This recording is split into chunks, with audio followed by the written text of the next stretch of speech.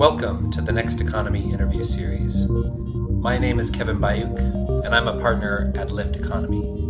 Today I'm going to be speaking with Marco Vangelisti.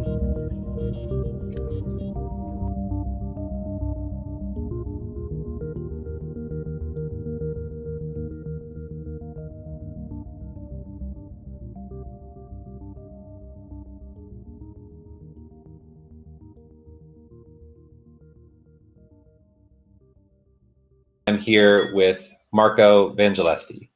Marco is a good friend of Lift Economy and one of our local heroes.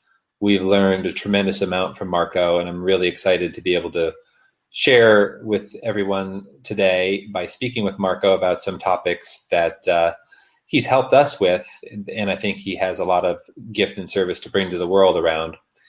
Marco has been instrumental here in Northern California in helping organize the slow money investing movement and chapter and group here, as well as he's started a curriculum called Essential Knowledge for Transition that we think is, true to its name, essential for individuals, communities, enterprises, anybody who is hopeful to be working towards solutions to some of the most intractable or large problems in the world, everything from climate change to species extinction to gross income inequities and other structural problems that are really frustrating.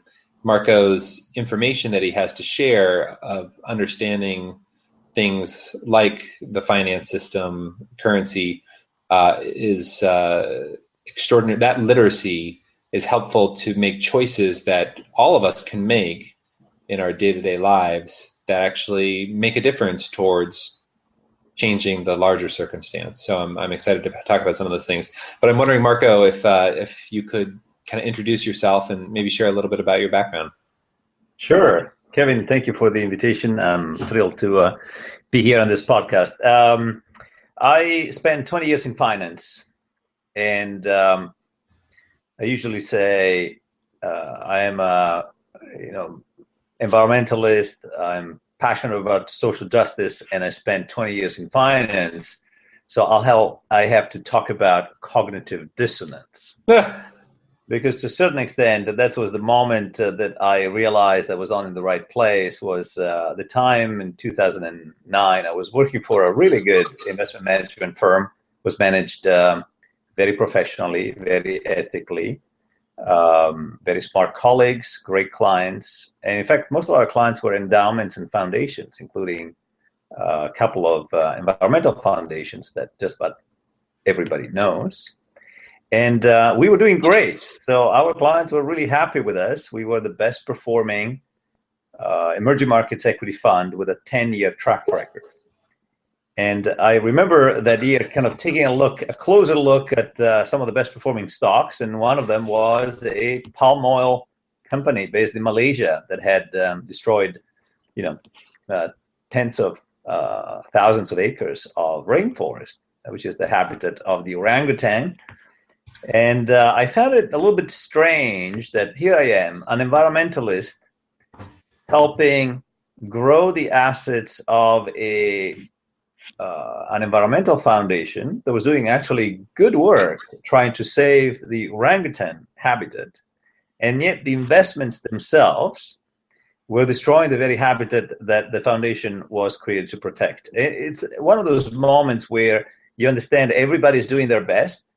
Mm-hmm. The chief investment officer of the foundation that picked us did a great job. We delivered great returns. We did our job very well, right, growing the assets of the foundation. But if you step back and you're saying, what are we really doing here? This whole system is set up in a way that we're using funds set aside to do good, and they end up actually destroying the very things that that foundation was trying to protect. And so that was the moment kind of when I had to step away, and I started thinking about these large systems. And as you said, I ended up developing this curriculum. I usually deliver that in 3 talks, and all of those are available on YouTube and my website. to understand how the money and banking system works, the economic system, and the financial system. These are almost operating systems of society, and it makes it very hard for us to bring about the world we want. And so the idea is to understand the design of those systems, understand the intervention points, and start thinking about how we would design a system, whether that is money and banking or economics or finance, that is in line with our values and our desires for a better world. Wonderful. Yeah, those critical inflection points, those moments of epiphany, are important. I really appreciate your story and the courage that it takes to then go into the discovery and the transition. Because as you learn about these things, as I learned about some of these things, it's a little bit scary to, and maybe frustrating is a better word. Especially, for example, Lyft Economy has identified when we started the currency and the creation of money and the way it's done in today's society as being especially problematic. I guess the way it's done and the consequences of how it's designed in this, like you well put, like an operating system or the DNA of the economy. And these consequences that when they are extrapolated out to what the way the business as usual economy metabolizes the consequences of how money is created, largely contributes to some of the artifacts we see, that the way business exploits nature or exploits human relationships, as not because people are evil, but just because that's almost the mandates to capital. I'm wondering if you could share just, I know you have talks about this in the curriculum, and it's a bit unfair for me to ask, but if you could maybe summarize in brief, to the best of your ability, what about the way money is created do you see as being problematic? I know there's a lot to say about it, but well, if you could here's the interesting thing, that if you look at a textbook, an economics textbook, it will say that banks are financial intermediaries that basically collect savings from people that have more money than they want to spend right now in consumption. And they then lend that money to entrepreneurs and therefore help with the capital allocation in the economy to grow it, right? Mm-hmm. So that's basically the story that is told in most economics textbook. It turns out that it is faulty on two grounds. The first one is, and this is the most kind of profound feature of our money and banking system, is that banks actually create the money they lend. They don't have to wait for people to deposit the money in their bank. What they can do is they can monetize the promise of the borrower to repay.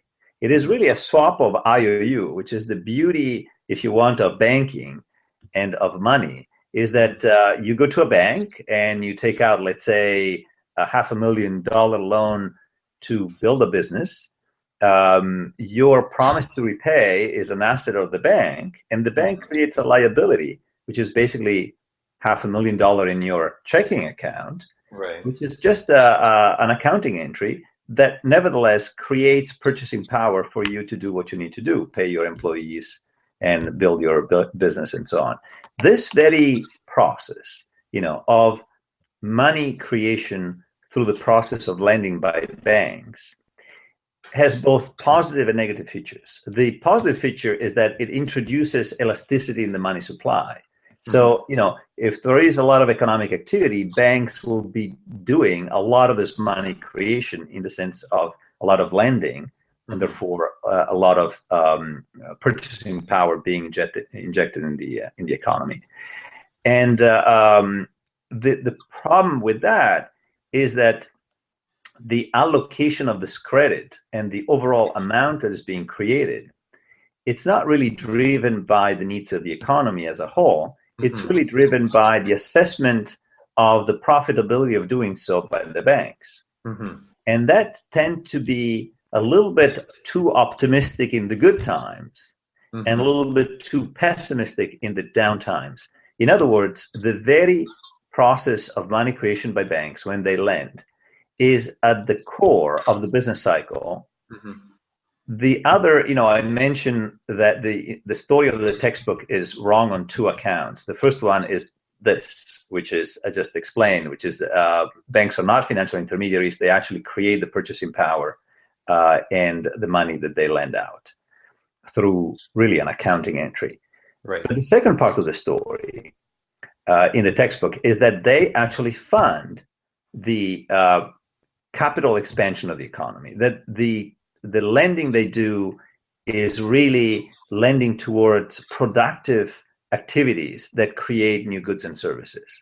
Mm-hmm. So if you look at the textbook, it's always banks lending to entrepreneurs building the next factory or business. In reality now, most of the lending of banks is for real estate.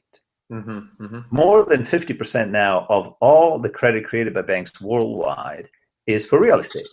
Now, what is the problem with that? The problem with that is that most of the time that lending does not go towards construction of new homes, right, but just towards the competition mm-hmm. among ourselves for a limited amount of housing in desirable locations.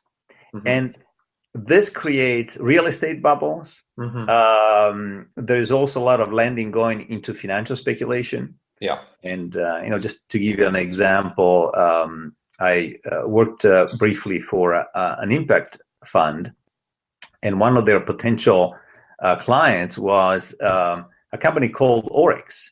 And Oryx is a financial company in Japan, and they raised about $20 billion by doing a stock offering. So they have $20 billion in equity. And then they went to a Japanese bank and said, would you lend us $80 billion, given the fact that, could you leverage us 5-1? And the bank said, sure. So in that particular moment, the bank created $80 billion of brand new money. And then this finance company was going to invest around the country, including this impact fund that I was consulting with. And so this is another example of money creation now, especially when lending occurs towards real estate purchases or towards financial speculation, is causing bubbles, both in real estate, in financial markets, and creates a lot of instability. And so I guess the bottom line here is that you're asking me what could we do in terms of addressing the design problem of banking as it is set up right now, where again it's the expectations and profit motives of banks that determines the amount of credit out there and the amount of money in circulation in the economy, and not the needs of the economy per se.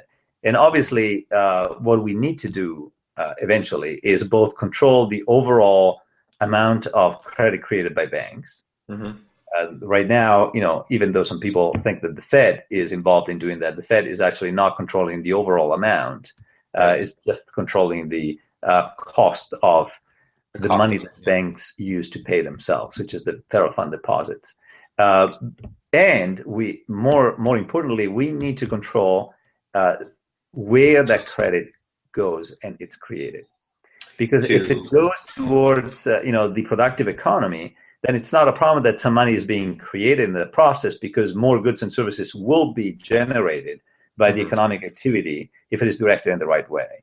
But if it is directed towards the purchases of existing assets, whether those are stocks and bonds already trading out there or houses that have already been built, then this creates bubbles and inherent instability.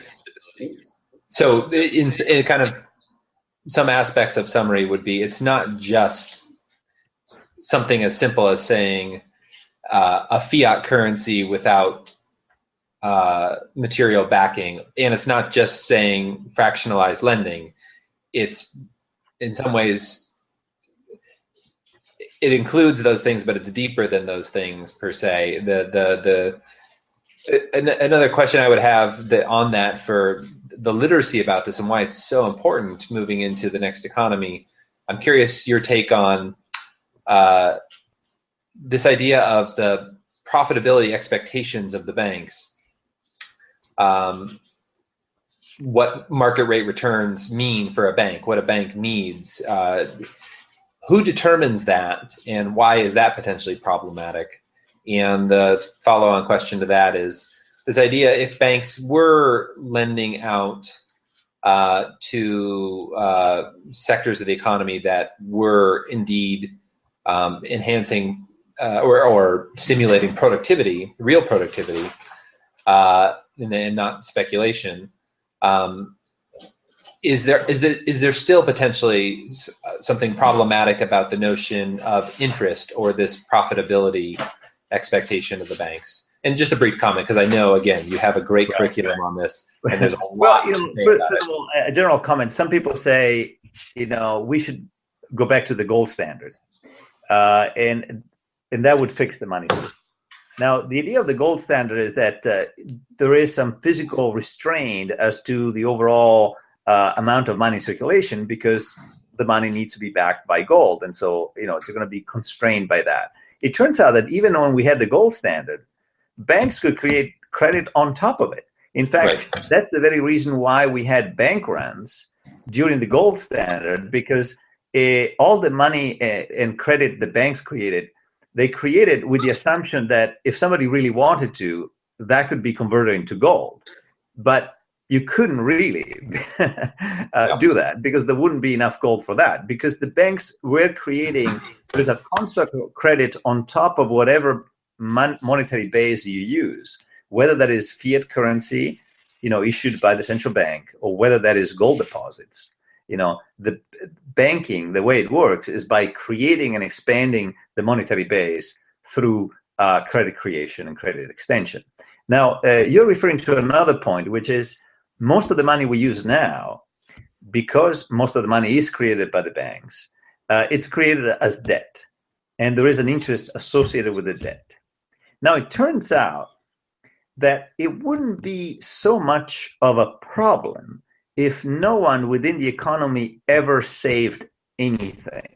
You can actually build an economic model where all the money is lent into existence at an interest, and then at the end of all the circulation around the economy, everybody gets paid back, including the bank who created the money in the first place, and nobody is in debt. Right. But that requires that no agent within the economy ever saves anything.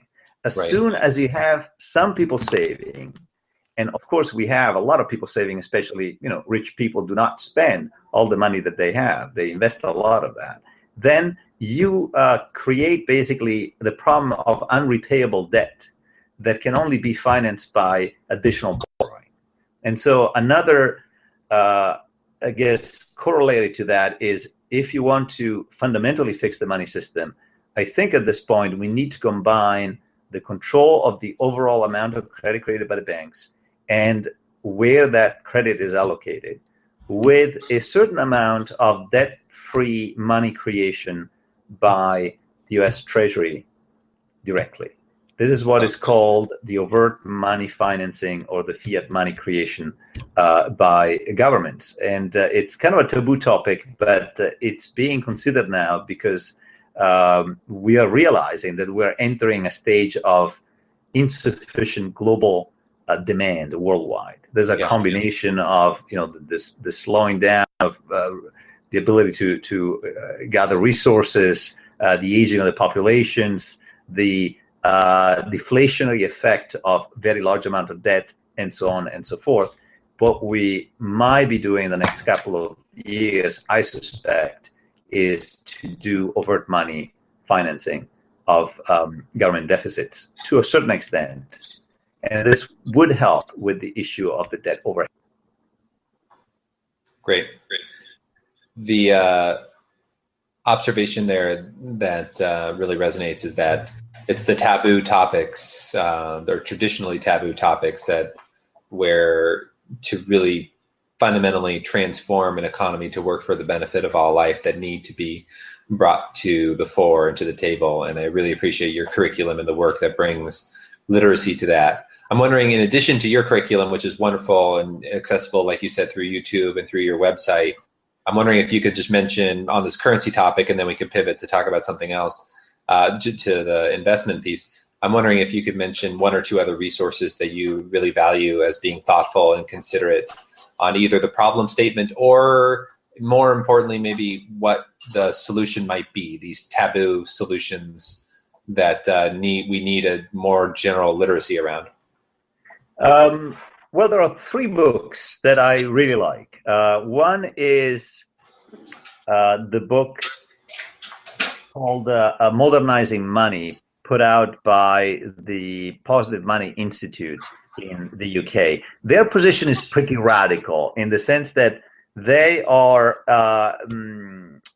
lobbying for the removal of the ability of banks to create money in the first place. In other words, to turn them into what people think the banks are, intermediaries waiting to get deposits in order to lend them out. This is also called the Chicago Plan that was proposed here in the United States by Irwin Fisher and by early Milton Friedman and even by Henry C. Simons, who's the founder of the conservative Chicago School of Economics, to basically do 100% reserve banking. So to not allow banks to create money, and they would basically have, for every dollar that they lend, they would need to have central bank deposits backing them. That is a little bit of a radical solution, although I can be very sympathetic to that. But the good news is that the book Modernizing Money is really a very clear, accessible way to understand how the money and banking system works. Another book that I really like and just came out now, it's published in 2016 by Adair Turner, and it's called Between the Debt and the Devil. And the devil being fiat money creation by governments to monetize, to basically pay for their fiscal deficit. And it's really a breakthrough book, in my view, both in the clarity of exposition and in the courage to just break those old taboos and come up with ideas. Adair Turner, by the way, used to be the chairman of the Financial Stability Authority in England, and he was put in charge of that 5 days after the collapse of the Lehman Brothers. And so basically he says it's like being put in charge of the Titanic after it hits the iceberg, but before it sinks. So this guy has a lot of credibility, and that book is really fantastic. The other one, for people that are interested in local currency and how to design them in a way that would work and it's sustainable, I really like the book The End of Money of the Future and the Future of Civilization by Tom Greco. Although I don't agree with his understanding of the currency and banking, I still think that it's a very interesting book, especially for people that want to put together a local currency and do it in a way that is sustainable. Because I see a lot of 30-year-olds, male usually, coming up with these currencies, and 2 years later you check up on them and the currency is no longer working.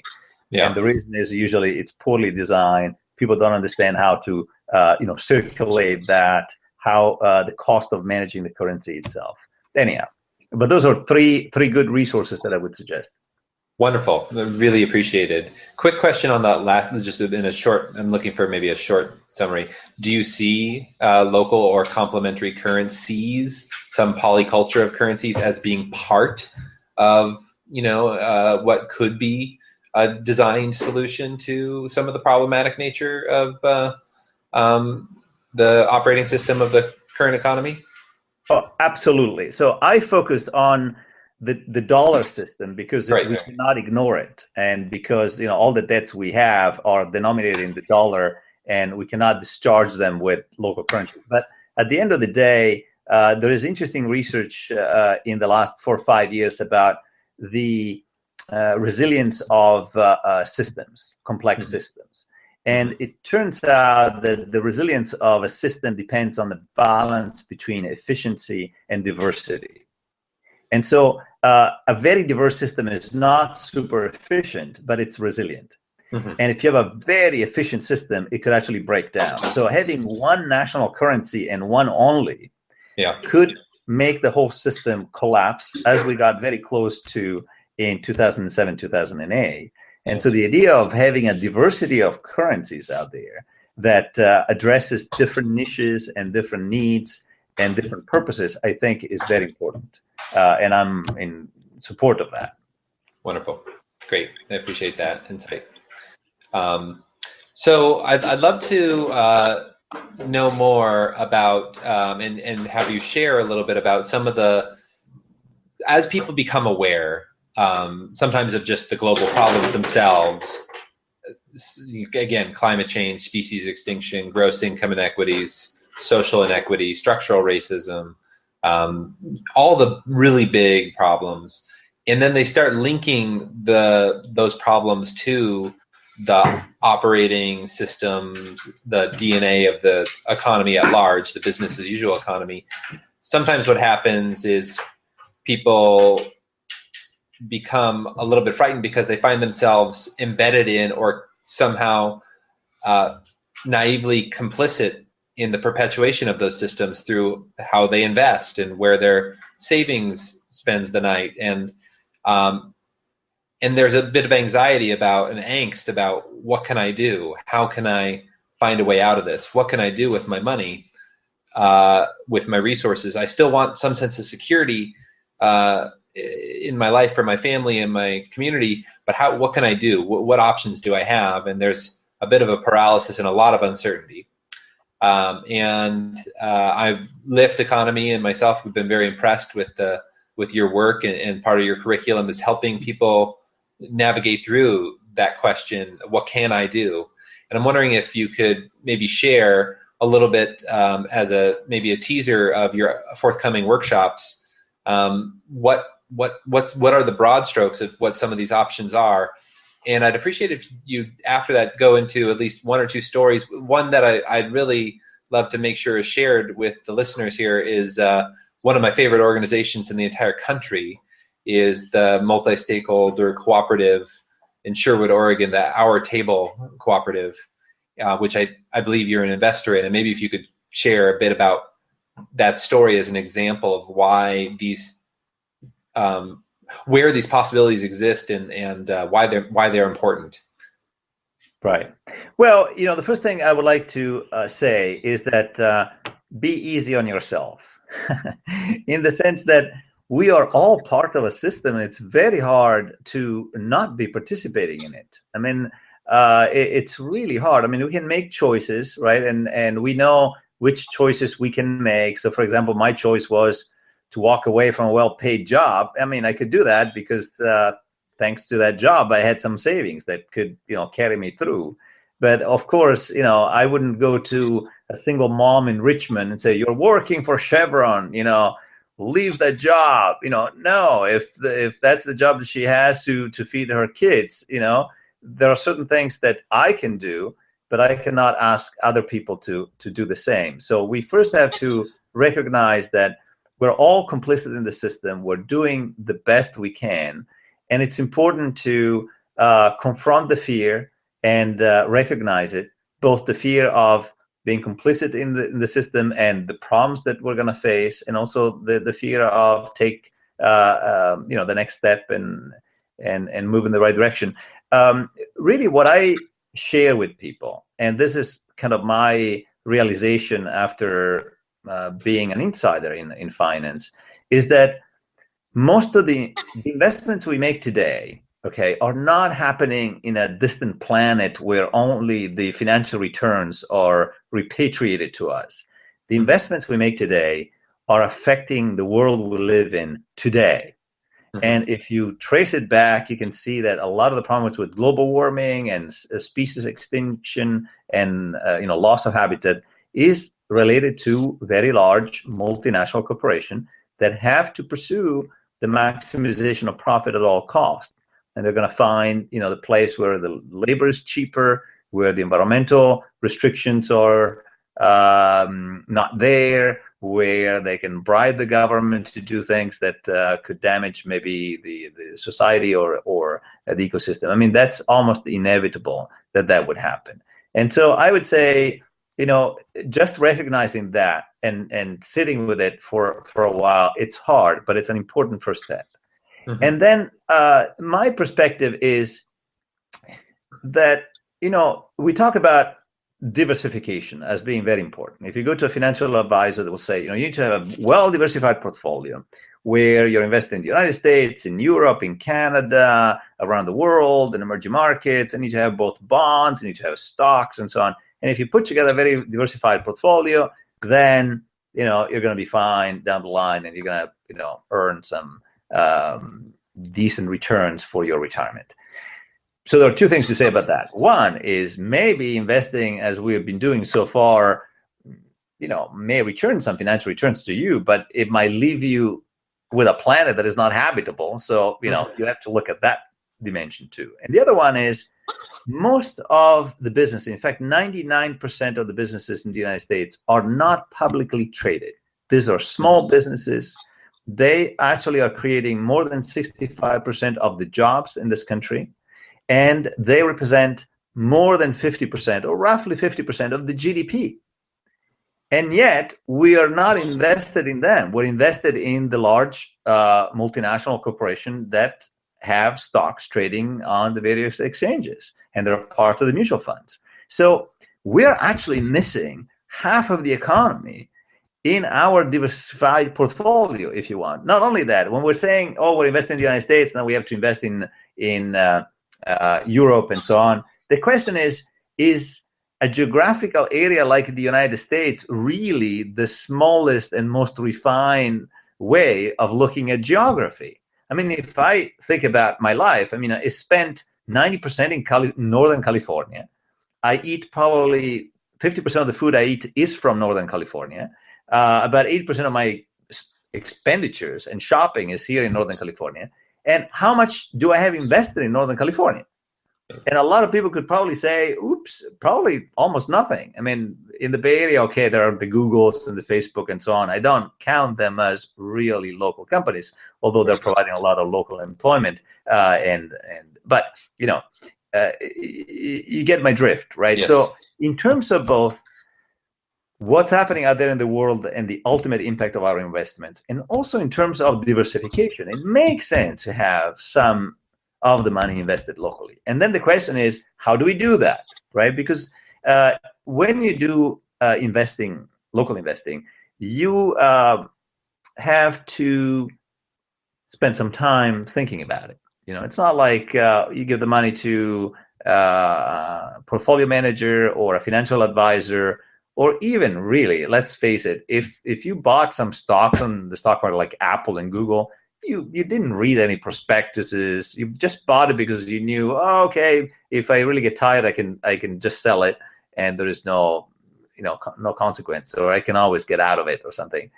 So local investing is a little bit tricky, obviously, because some of the small businesses are not going to succeed, and so an investment in a local economic entity carries its risk.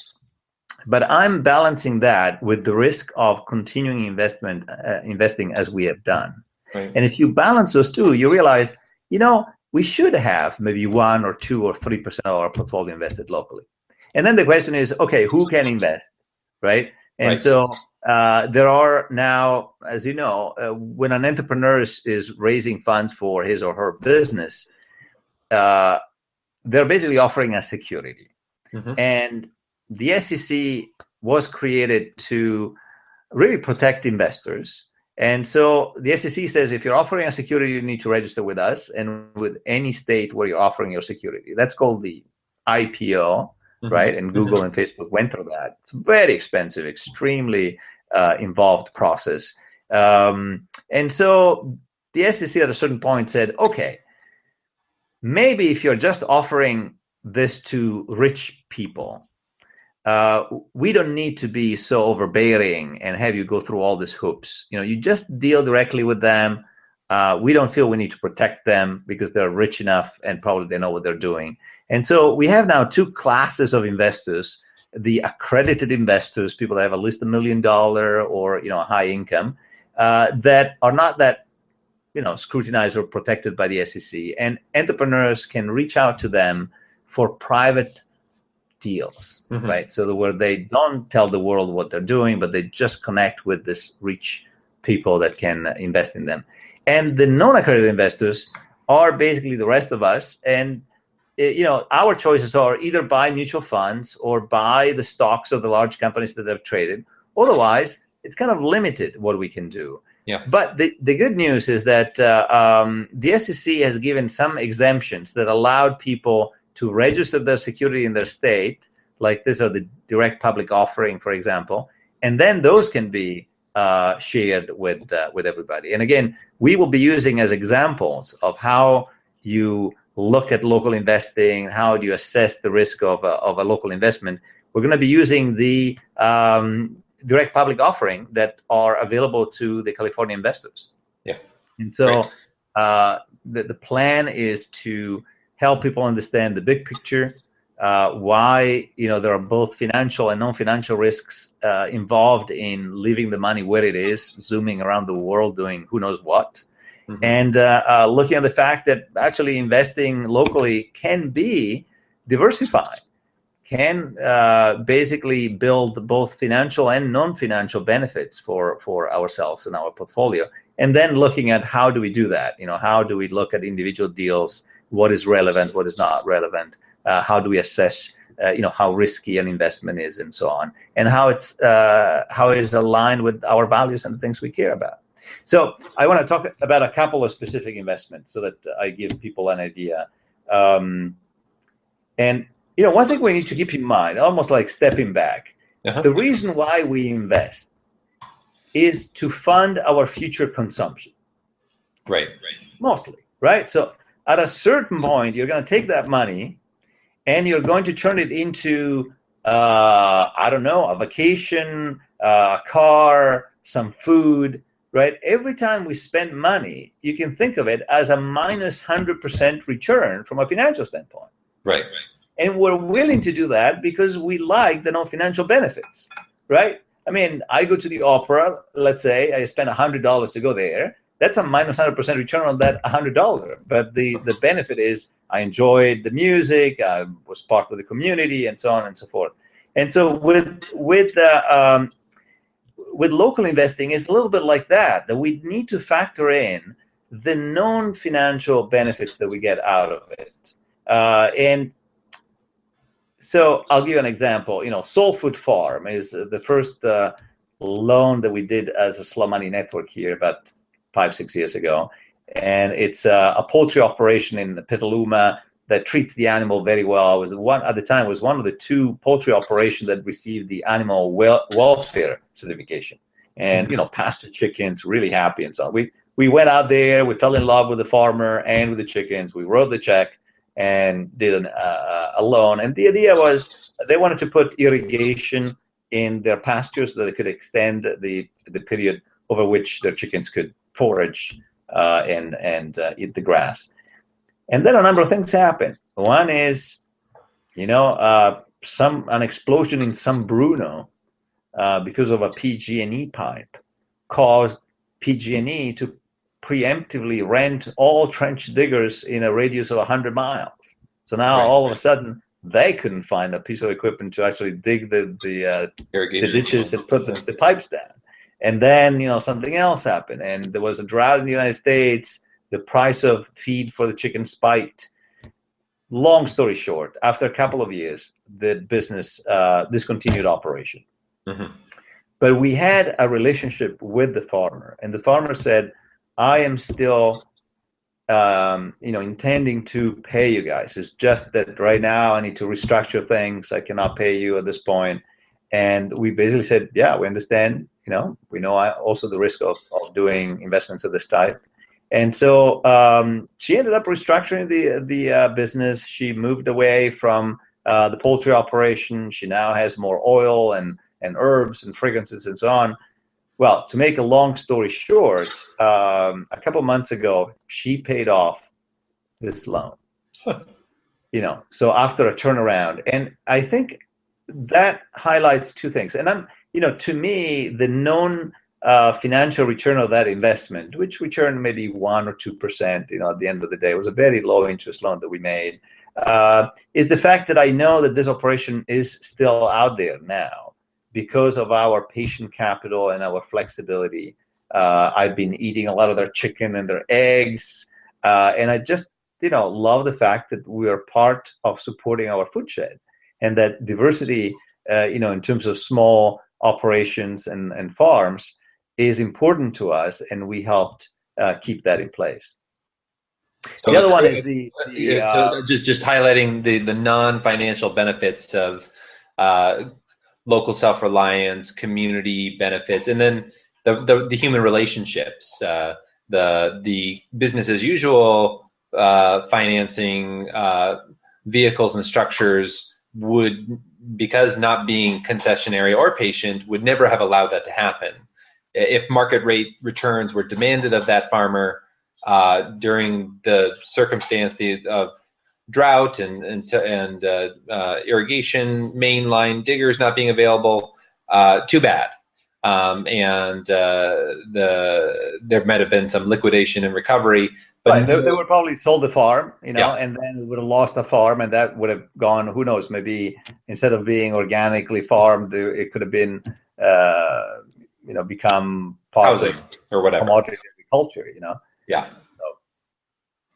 So it's there's these, when you say non-financial returns, it's not only the personal returns of human relations with a farmer that's ethically providing delicious, nutrition in the eggs and the so forth, and now maybe medicine and oil, but it's also benefits to the overall community. The community is more beautiful, is more locally self-reliant, to have the farmland still be farmland and still not being, subjected to industrial herbicides or pesticides or whatever. So.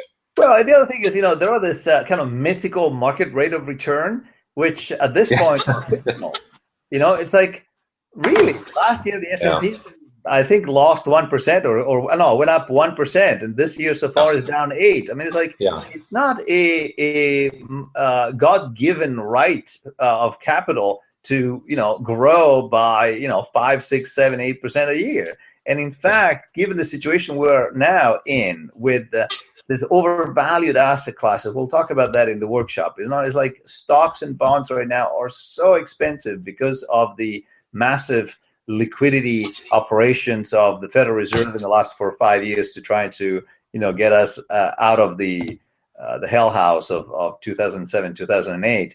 Is everything is really expensive, and if people think they're going to get 7, 8% out of their stock market investments or bonds, I think they're wrong. I think they will be sorely disappointed.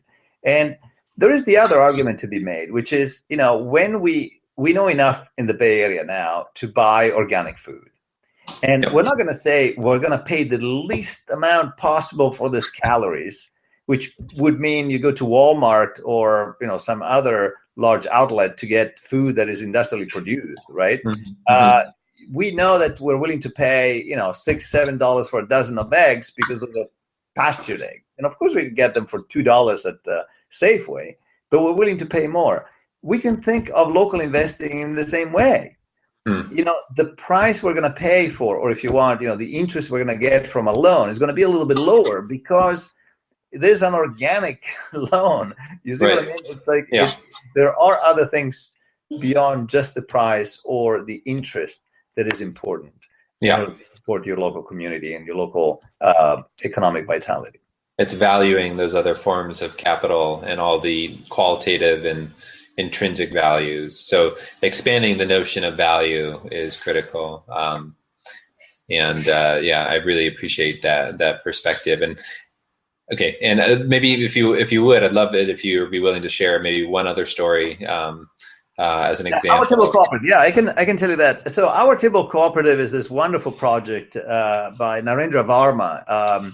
He used to be a Microsoft engineer, and he left, and at a certain point recognized what was going on in the world with the large systems and so on, and decided to do something radical, which is to buy a piece of land and see if he could model a systemic way of, a systemic alternative to our market system and to capitalism, really. Mm-hmm. And the idea was that he created the land, he put it into a land trust. a nonprofit that owns that. He created basically a multi-stakeholder cooperative where the workers are member owners of the cooperative. There's also a shop on the farm that sells the produce of the farm itself and of other producers of organic food in Oregon. And so the producers are also member of this multi-stakeholder cooperative, and the people buying food from the cooperative are also members. So in other words, it's really an operation that is owned by and directed by the farm workers that are working on the farm, the producer that are selling produce through the farm shop, and the consumers that are buying. And Yes. so through that, I think it's an example of a non-capitalist organization of economic activity where everybody is involved and participating both in owning, sharing the economic benefits and the decision making within the operation, within the co-op. And I'm an investor. They're also looking for funding to get over the hump this year to fund their operations. And unfortunately, that is open at this point only to accredited investors. So I don't know if that would change. Although people can certainly become members of the cooperative Right. if they want to support the idea. And so that's another way of participating in the success of this. And so these models, which are really courageous, so grateful to Narendra and you and the other investor class to engender this possibility. These models, and there's a few of them out there that Lyft Economy is aware of and associated with, to us are really essential to try on, develop, become successful, and then open source so that they can be replicated and regionally adapted. If we're ever going to voluntarily find a pathway to a more equitable share of income and assets in the affluent world economy or the global economy in general, we need these alternative economic commerce and exchange models to be thriving. And this idea that the local cooperative consumer member is incentivized to transact with the producer members, essentially because they can play a role of governance or ownership through their participation. And there's what I'm excited about is it's not just our table. There's a few of these models, more than a handful, and more that are being developed and tried on, where the incentives are structured as such where the voluntary or ethical decision not to, say, make purchasing decisions from the exploitation economy or the business as usual economy can be driven by self-interest, which it will encapsulate all those qualitative benefits, those cascading benefits that occur for the community and the environment, and will result in more equitable distribution of assets and wealth. So I'm super grateful for you pioneering and helping with that model, and I'm glad that you're going to be sharing about that at your workshop, so that people know that these things exist, and they're out there and that they are developing. Marco, I've taken up a bunch of your time here this evening. I'm wondering if there's any other things you want to say about the forthcoming workshops or some of the resources that you've produced through the curriculum, or any other ways. I guess the specific question I have for you is, how can we help anybody who's listening to this? What can we do to help you share this essential information that you've put together in such a beautiful way? This is very important for all of humanity, really. So what can we do to help? Well, if people are interested in learning more about the large systems and my talks, they can go to my website, which is ek4t.com. 4 is the number 4, and find it there. For the workshop, this is meant to explain to people that global finance is an opaque landscape. That if we really look at closely, we find that our investments are tied in activities that we don't like. And people may be longing to operate it with integrity in all parts of their life, but feel under-equipped and bewildered by the idea of aligning their investments with their values. And so if that's the case, there's a chance to learn how to tackle that, how to learn basic portfolio management techniques. I used to teach portfolio management to really chartered financial analysts for about 12 years. So how do we look at it and understand the language that our financial advisors are using? How do we look at clarifying our personal values and how to connect them with the investments? And then how do we learn what is the safe portion of the prudent allocation within our portfolio for local investing, and how do we do local investing, with some examples and opportunities out there to take a look at. So that's basically the idea, is because every time I talk about the financial system, people come to me and say, would you manage my money? And I say, no, I can't really do that,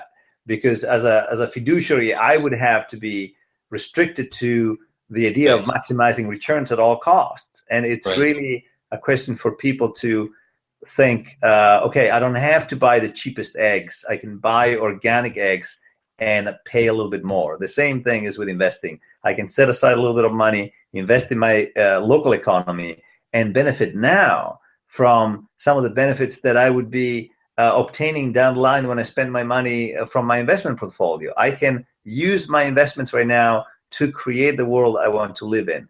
And there's a way for people to kind of broaden their opportunity to meet and connect with like-minded individuals on a similar quest, and do that in a safe space.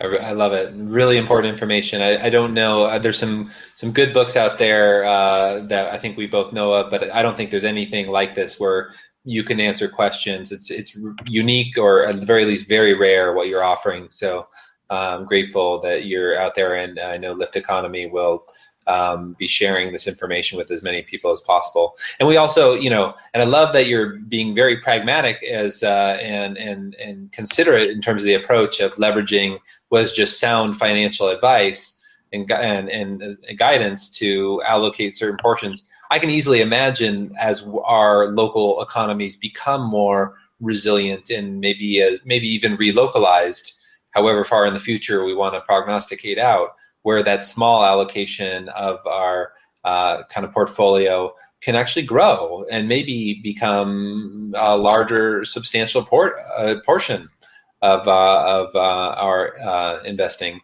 I can easily imagine how, and actually maybe that's an essential piece, but let's not get ahead of ourselves first. Let's do first things first. Marco, any last words to share before we sign off here? No, thank you for the opportunity, and it's been fun. It's always great to follow your work and know that you're part of the tribe of the people trying to bring about a better world. So thank you for that. Thank you, Marco.